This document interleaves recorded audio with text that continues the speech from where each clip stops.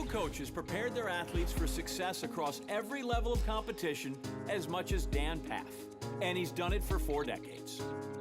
In 30 years as a collegiate coach, Pfaff's athletes combined for 29 NCAA individual titles, more than 150 All-America honors, and a slew of collegiate records. Those same athletes also helped their teams earn NCAA glory, as Pfaff assisted on 21 national champions. After graduating from Wright State, Pfaff began his coaching career in 1976 at Carlisle Senior High School in Ohio. He then joined the staff at the University of Houston as a grad assistant, where he would get a master's degree in sports science. And after a stint as a Wichita State assistant, he spent time as the women's head coach at UTEP. Pfaff soon moved to Baton Rouge, where his career took off.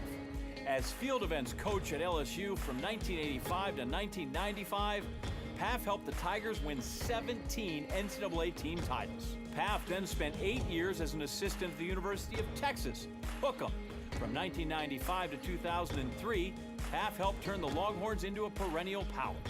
Texas swept the NCAA women's indoor and outdoor team titles in 1998 and 99 and finished on the podium 7 other times.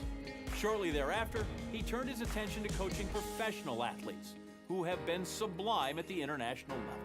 He guided 33 athletes to the Olympic Games, where they have won a total of 10 medals, including 1996 100-meter gold medalist and former world record holder Donovan Bailey of Canada, and 2012 long jump gold medalist Greg Rutherford of Great Britain. Bailey is one of 5 Pfaff-coached athletes who have set world records. In addition to coaching 10 Olympics and 15 World Championships, Pfaff has lectured in 37 countries and his written works published in more than 20.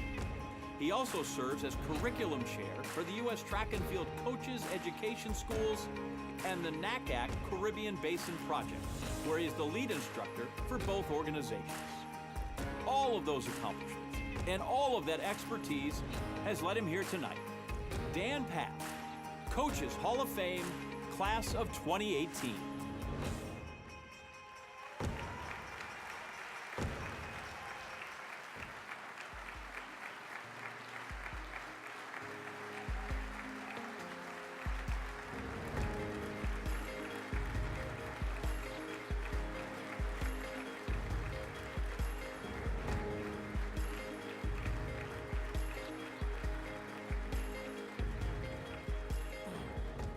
Thanks. Wow. Humbled, honored, blessed. When I look on the walls here and like, wow, in that league. I was hopeful I'd have the shortest speech ever, but Doc kind of beat me to it tonight. When you're a young coach, you tell athletes what to do. When you're an old coach, your athletes tell you what to do. And most of my athletes wanted R-rated lectures and talks, salacious stories on every stop, but Sam said I couldn't, and he gave me 5 minutes. So this is a speed dating version of what I probably hope to present. I've truly been blessed and fortunate in a lot of realms, and coaches can't do it alone. No coach is an island, and I wouldn't have done this without my wife, Barbara, of 43 years. Who's with us tonight.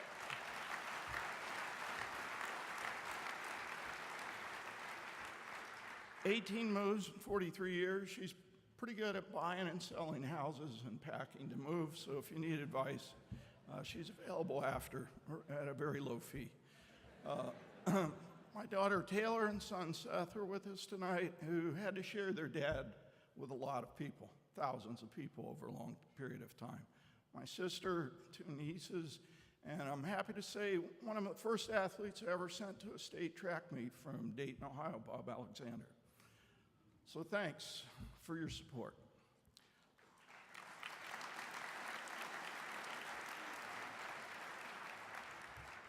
It's easy to reflect on athletes you had that were Olympians or World Championship qualifiers or NCAA champions or All-Americans or conference champions, but the athletes I reflect on the most are the walk-on guys and gals, the book scholarship people who fought for 4 or 5 years and scored maybe a point at the conference meet to help a team win the title.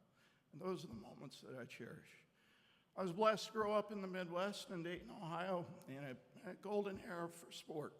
where sport mattered, physical education was taught, people were held accountable. I had tremendous coaches and athletic directors, and every stop along the way I've been just super fortunate. Great ADs, SIDs, athletic trainers, secretaries, which I think you guys call ops directors now, GAs, student assistants, volunteer assistants. When I started, the compliance book was about 5 pages in a spiral, and now it's that thick. That's probably why I'm out of the business. I've had good administrators and great head coaches, many who are on the wall. And this is for all the assistant coaches that don't get recognized or paid, because most of my life was in that shelf. I want to close highlighting 3 guys. I wouldn't be standing here without them. Dr. Joe Vigil, who's my dad, who was honored tonight. Tom Tellez, who's my lifetime mentor at the University of Houston. And Victor Lopez, my brother from the University of Rice. Thank you.